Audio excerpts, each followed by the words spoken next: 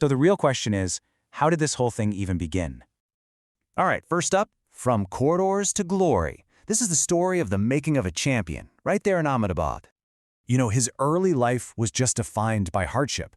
I mean, at only 5 years old, he lost his father. And just like that, his mother, Daljit, she became his absolute everything. Can you imagine? She was working 16, sometimes 18-hour days as a schoolteacher just to keep things afloat. It was a serious, serious struggle. A time when, as you can see, something as simple as a jacket was a luxury they just couldn't afford. To really put this into perspective for you, a close family friend actually remembered days when they could barely afford a single packet of milk. Just let that sink in for a second. That was the world that shaped him. And that was the reality he was absolutely determined to fight his way out of. And it's funny, right? Because out of this need to just be quiet, something completely extraordinary was born. See, Bumrah spent hours and hours just bowling a ball against the wall in their apartment. But here's the catch.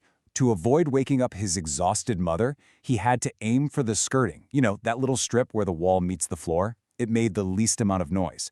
And that simple, repetitive act of hitting that tiny target, well, that's where his legendary, absolutely devastating Yorker came from. Incredible.